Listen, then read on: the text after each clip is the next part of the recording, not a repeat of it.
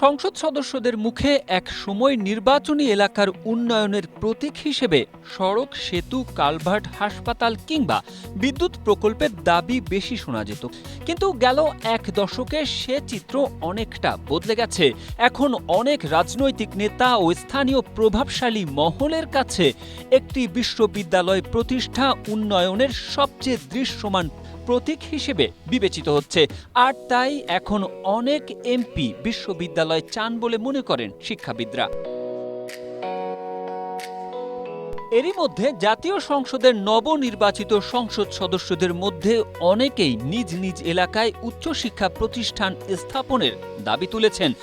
Strawberry super dotted ও classic variant sensation জাগুক শিহরণ।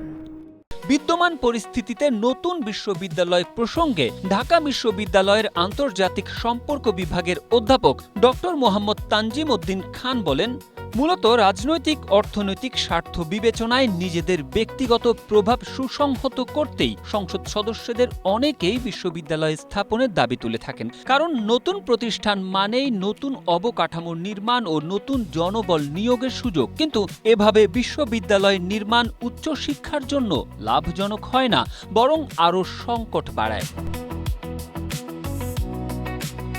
ইউজিসির ওয়েবসাইটের তথ্য অনুযায়ী বর্তমানে দেশে পাবলিক বিশ্ববিদ্যালয়ের সংখ্যা 58টি, শিক্ষা কার্যক্রম চলমান 54টিতে।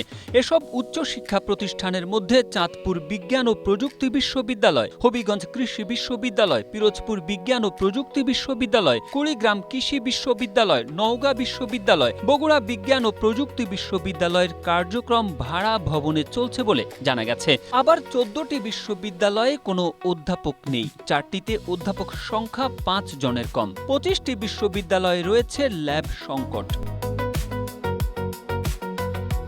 এমন পরিস্থিতিতে নতুন বিশ্ববিদ্যালয় প্রতিষ্ঠা প্রসঙ্গে অধ্যাপক আনু মোহাম্মদ বলেন, সংসদ সদস্যরা এগুলো করছেন লোক দেখানোর জন্য, ধন্যবাদ পাওয়ার জন্য। এগুলো প্রতারণা ও প্রহসনমূলক।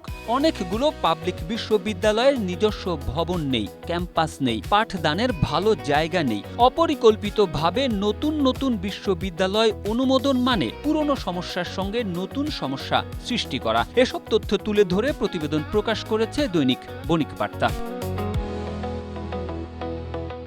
Tarique Ahmed, Asia post.